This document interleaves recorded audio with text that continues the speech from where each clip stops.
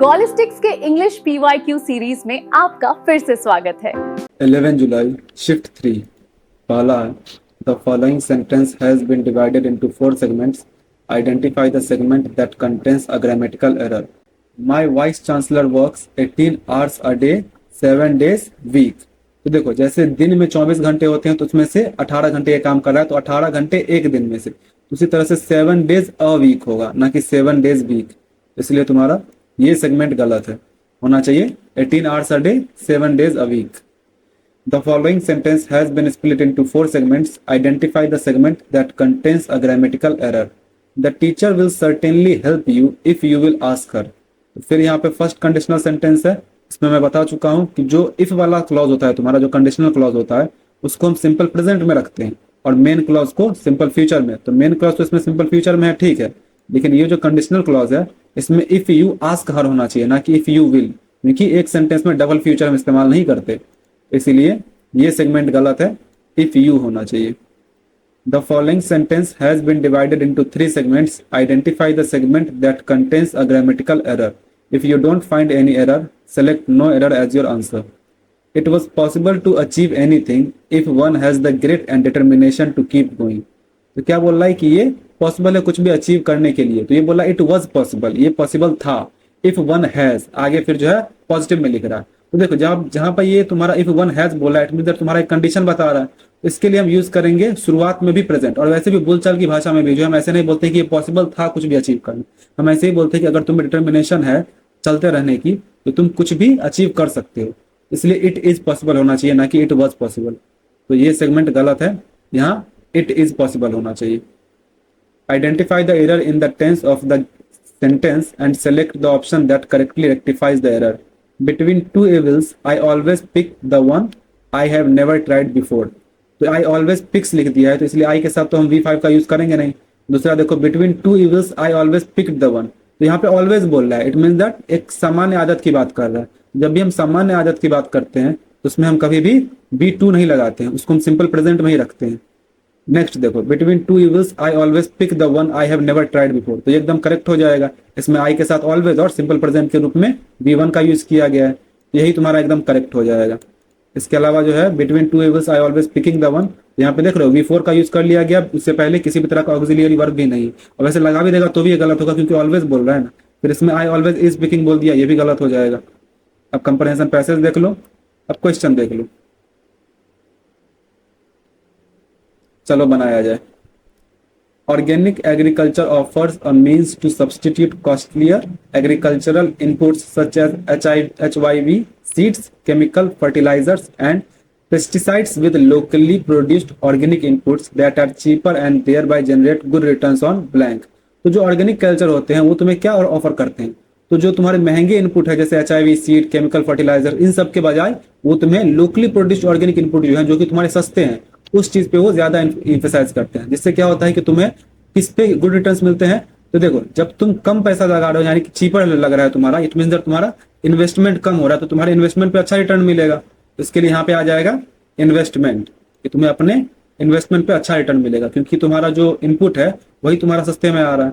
इसके बाद organic agricultural also generates income through exports as the demand for organically grown crops is on blank.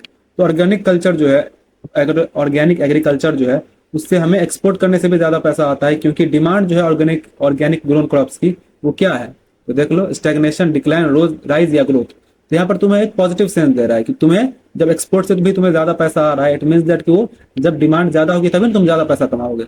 इसके लिए हम rise का यूज करेंगे कि डिमांड जो है वो राइज पे है, ग्रोथ यहाँ पे नहीं यूज होगा क्योंकि राइज पर है, इस तरह का सेंस दे रहा है कि किस चीज पे है, क्रॉप्स इज ऑन अ, इसके लिए तुम राइज लिखोगे। Studies across countries have shown that organically grown food has more nutritional value than chemical farming, thus providing us with healthy foods. Since organic farming requires more labor input than blank farming। अब देखो क्या बोल रहा है, studies ये बताती है कि जो तुम्हारे ऑर्गेनिकली ग्रोन फूड है उसमें ज्यादा न्यूट्रिशनल वैल्यू होते हैं केमिकल फार्मिंग की तुलना में, और उससे हमें जो है हेल्दी फूड्स मिलता है। लेकिन चूंकि ऑर्गेनिक फार्मिंग जो है वो क्या ज्यादा डिमांड करती है, तो ज्यादा मोर लेबर इनपुट यानी कि जो तुम्हारी श्रम वाला इनपुट है वो ज्यादा डिमांड करती है, तो किसकी तुलना में, तो देख लेते हैं। देन ब्लैंक फार्मिंग, जब शुरुआत में तुम्हारा ऑर्गेनिकल फार्मिंग आ रहा है तो उसके बाद क्या आ जाएगा, मैकेनिकल, कन्वेंशनल, इंस्पिड या राइगरस। यहाँ पे कन्वेंशनल आ जाएगा। शुरुआत में जो है तुम्हारा ऑर्गेनिक की बात कर ही रहा है, तो उसकी तुलना हम किससे करेंगे, तो हम पारंपरिक खेती से करेंगे। और यहाँ पारंपरिक का मतलब तुम्हारा जो रासायनिक खेती है उसकी बात की जा रही है, यहाँ पे कन्वेंशनल आ जाएगा। इसके अलावा मैकेनिकल मतलब हो गया जिसमें हम यंत्र वगैरह का इस्तेमाल करते हैं। सो इंसिपिड का मतलब हुआ फीका या बेस्वाद, मतलब इसका खेती से तो कोई लेना देना है ही नहीं। फिर है राइगरस, राइगरस मतलब होता है कठोर या सख्त। नेक्स्ट देखो, India will find organic farming an attractive blank. तो इंडिया जो है वो ऑर्गेनिक फार्म को एक किस तरह के रूप में देखेगी, देख लेते हैं। अट्रैक्टिव क्या हो सकता है, चैलेंज, बर्डन, ऑब्स्टेकल या प्रोपोजिशन। तो देखो यहाँ पर मुझे ऐसा लगा कि प्रोपोजिशन भी हो सकता है क्योंकि एक विचार या प्रस्ताव जैसा सेंस दे रहा है, लेकिन एसएससी ने इसमें चैलेंज को आंसर माना है। अब देखो पीछे कुछ कॉन्टेक्स्ट तो दिया नहीं कि इंडिया के पास जो है ऑर्गेनिक फार्मिंग के लिए चीजें हैं कि नहीं, तो इस चीज के लिए मुझे थोड़ा यहाँ पर डाउट हो रहा है। लेकिन फिर भी एसएससी ने चैलेंज को आंसर माना है, तो मैं यही बता रहा हूँ कि भारत जो है, भारत के लिए जैविक श्रम जो है वो एक तरह की चुनौती है, तो इसलिए हम चैलेंज ही यहाँ पे मानेंगे। बर्डन का मतलब होता है बोझ, ऑब्स्टेकल का मतलब बाधा, और प्रोपोजिशन मतलब प्रस्ताव या योजना।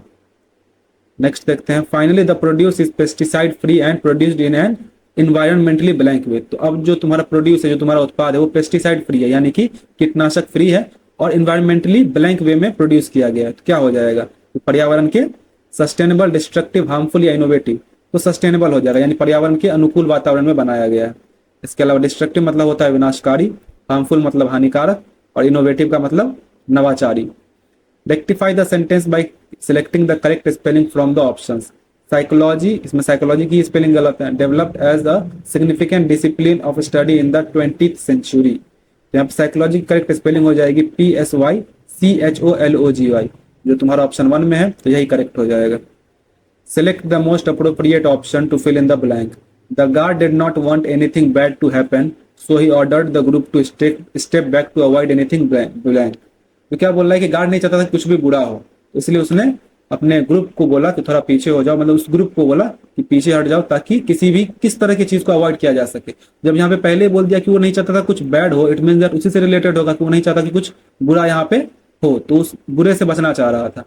तो यहाँ पे बुरे के लिए हम यूज कर सकते हैं टेरेबल। टेरेबल का मतलब भी होता है भयानक या बहुत बुरा, तो यही एकदम करेक्ट सेंस दे रहा है, तो यही हो जाएगा। डिप्लोमेटिक का मतलब होता है कूटनीतिक टाइप का, राजनयिक वाला। फिर हैबिचुअल का मतलब आदत वाला, और कस्टमरी का मतलब प्रथा वाला, तो ये भी नहीं होगा। Select the most appropriate synonym of the given word. Anxiety, anxiety मतलब होता है बेचैनी या घबराहट, चिंता वाला। इसका सिनोनिम हो जाएगा डिस्ट्रेस। डिस्ट्रेस का मतलब वैसे तो पीड़ा या संकट होता है, लेकिन इसको भी हम दुख से रिलेट करके एंग्जाइटी का सिनोनिम मान सकते हैं। इसके अलावा ईज मतलब होता है आराम। डिलेमा, डिलेमा का मतलब भी दुविधा या संकट होता है, लेकिन ये तुम्हारा जो है ना एक ऑप्शन टाइप का होता है कि तुम्हें समझ ही नहीं आ रहा है कि वो तुम्हें हंस के देख रही है या देख के हंस रही है, इस तरह का डिलेमा होता है। फिर सेरेनिटी, सेरेनिटी मतलब होता है शांति, ये तो तुम्हारा एंग्जाइटी का अपोजिट हो गया। Select the most appropriate antonym of the underlined word. I left the job because of a hostile working environment. Hostile मतलब होता है दुश्मनी भरा, यानी शत्रुतापूर्ण वाला। इसका एंटोनिम हो जाएगा फ्रेंडली। फ्रेंडली मतलब दोस्तियारी वाला, जो सहयोगी वाला हो। रस्टिक का मतलब होता है बहुत ही देहाती टाइप का, यानी ग्रामीण, साधारण। वायलेंट मतलब होता है हिंसक, और मोरोज मतलब होता है चिड़चिड़ा। Select the most appropriate option that can substitute the underlined segment in the given sentence. He has recovered now and is feeling too strong to walk. तो क्या बोल रहा है कि वो अब जो है रिकवर्ड हो गया है, और क्या फील कर रहा है, तो बहुत ज्यादा मजबूत कि वो चल ही ना पाए। ये तो तुम्हारा करेक्ट सेंस नहीं दे रहा है, तुम्हें ऐसा होना चाहिए कि वो इतना फील कर रहा है, स्ट्रांग इनफ फील कर रहा है ताकि चल सके। इसके लिए हम बोलेंगे स्ट्रांग इनफ टू टॉक। अब यहाँ ये मत बोल देना कि टू वीक टू वॉक। तो देखो टू वीक टू वॉक तब होता जब हम यहाँ पे लिखते ही हैजंट रिकवर्ड नाउ, क्योंकि अभी तक वो रिकवर नहीं हुआ, इस वजह से जो है वो बहुत कमजोर है कि चल नहीं पा रहा है। लेकिन बोल रहा है ही हैज रिकवर्ड नाउ, यानी कि भले ही अब थोड़ा बहुत दिक्कत हो रही होगी, लेकिन रिकवर तो हो गया है ना, तो इतना जरूर मजबूत है कि वो चल सकता है। नेक्स्ट है select the most appropriate homophones to fill in the blanks. I blank that he has been promoted to the post of blank officer. तो पहले तो यहाँ पर आई जो है, आई के साथ यहाँ पे हम हर्ड लिख देंगे, HEARD वाला हर्ड। तो तुम्हारा तीसरा और चौथा तो होगा नहीं। ये जो HERD वाला हर्ड है, इसका मतलब होता है जानवरों का समूह, ये तो करेक्ट यहाँ पे सेंस दे नहीं रहा है। इसके अलावा सीलिंग, CEILING वाला सीलिंग जो है, इसका मतलब छत होता है। और SEALING सीलिंग वाला जो हुआ, इसका मतलब हुआ सील करना, मतलब किसी चीज को बंद करने वाला ऑफिसर। तो ये हालांकि मुझे नहीं लगता किसी तरह का पोस्ट है, लेकिन इस सीलिंग से तो बढ़िया ये सीलिंग लग रहा है, इसलिए हम इसी को मानेंगे। हालांकि सेलिंग लिखता तो ज्यादा बढ़िया रहता, लेकिन चलो ये लगभग अप्रोप्रिएट है। I heard that he has been promoted to the post of ceiling officer. Select the option that will improve the underlined part of the given sentence. Neither Janaki और I am to receive the award. तो neither के साथ nor लगता है, either के साथ और लगता है, तो यहाँ नाइदर के साथ नॉर हो जाएगा, तो ऑप्शन 3 से तुम सब्सटीट्यूट कर दो। Select the correctly spelled word, तो इनमें तुम्हारा करेक्टली स्पेल्ड कौन है वो देख लो। तो ये तुम्हारा लिखा हुआ है क्विंटेसेंशियल। क्विंटेसेंशियल का मतलब होता है सबसे बढ़िया, यानी सर्वोत्कृष्ट, सबसे उत्तम। इसके लिए हम यूज करेंगे quintessential, QUINTESSENTIAL, quintessential. Select the most appropriate option that can substitute the underlined segment in the given sentence. Peter was the last to know that she had been cheating of him. तो Peter को last में पता चला कि उसकी बंदी उस पर चीट कर रही थी। तो देखो क्या बोल रहा है, चीटिंग ऑफ हिम। तो देखो जब भी किसी रिलेशनशिप में कोई आदमी अपने पार्टनर पे चीट करता है, यानी उसको धोखा देता है, तो उसके लिए हम चीट ऑन समवन का यूज करते हैं। हालांकि तुम ये सब तो रील पे बहुत ज्यादा देखे होगे, तो मुझे नहीं लगता है तुम में से कोई भी ये गलत करोगे। चीटिंग ऑन हिम सब मार ही दिए होगे, यहाँ हो जाएगा चीटिंग ऑन हिम, क्योंकि चीटिंग के साथ ऑन ही लगता है जब भी हम धोखा देने के लिए यूज करते हैं। Select the most appropriate antonym of the given word. Queer. Queer का मतलब होता है अजीब, विचित्र, तो इसका एंटोनिम हो जाएगा ऑर्डिनरी। ऑर्डिनरी मतलब होता है सामान्य। इसके अलावा फैंटास्टिक का मतलब शानदार, डाउटफुल का मतलब जो चीज थोड़ा अनिश्चित हो, संदिग्ध हो, और एसेंट्रिक का मतलब होता है सनकी या अजीब। Select the most appropriate option to fill in the blank and complete the sentence. You just wait in the lobby. I will back after blank. तो क्या बोल रहा है, I will be back after। तो यहाँ पर एक सेंस दे रहा है कि जो काम वो तुरंत खत्म करके वापस आ जाए, तो वो काम जो है वो जल्दी पूरा होना चाहिए। तो देख लेते हैं क्या होगा। अ फास्ट मील, तो अ फास्ट मील, मील का मतलब होता है भोजन, लेकिन मील के साथ जो है हम फास्ट का नहीं बल्कि क्विक का यूज करते हैं, अगर हमें जल्दी बताना है कि जल्दी खाना खा के आ रहा हूँ। फिर क्विक फूड, तो यहाँ पे फूड का मतलब भोजन है, तो ये भोजन कोई खाने वाली क्रिया नहीं, ये भोजन मतलब भोजन बता रहा है, मतलब ये खाना है, और ईट होता है खाना, खाने वाला खाना, लेकिन दोनों ही सेंस में ये गलत है, क्विक फूड नहीं होगा। फिर अ फास्ट शावर, और देखो शावर भी जो है एक नहाने की क्रिया है, तो इसके साथ हम फास्ट का यूज नहीं करेंगे, इसके साथ हम क्विक का यूज कर सकते हैं। लास्ट है क्विक शावर, तो ये तुम्हारा सबसे करेक्ट सेंस देता है, ये क्विक शावर यानी कि एक जल्दी सा शावर लेके, एक जल्दी से स्नान लेके, जिसमें मतलब थोड़े समय में नहाऊंगा और तुरंत वापस आ जाऊंगा, तो उसके लिए हम यूज करेंगे अ क्विक शावर। वैसे तुमने ये बोलचाल की भाषा में भी बहुत सुना होगा, I will be back after a quick shower.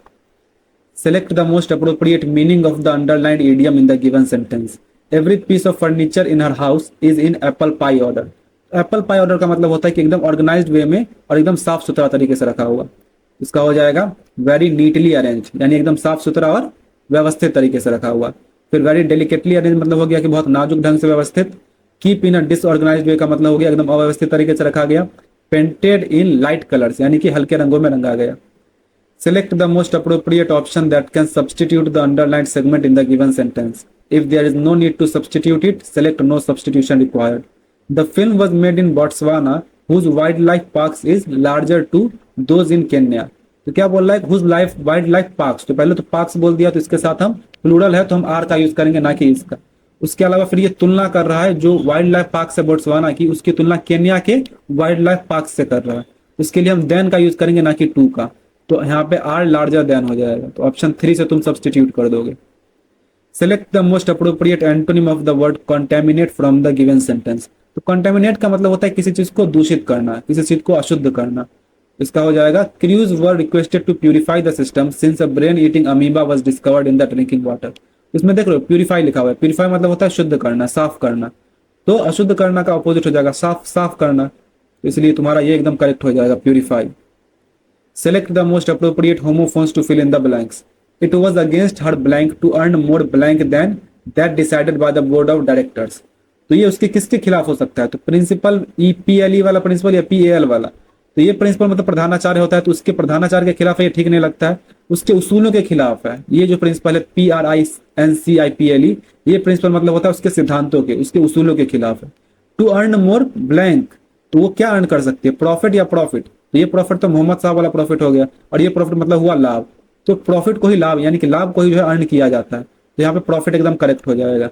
तो पहला ऑप्शन तुम्हारा एकदम करेक्ट हो जाएगा। It was against her principle to earn more profit than that decided by the board of directors.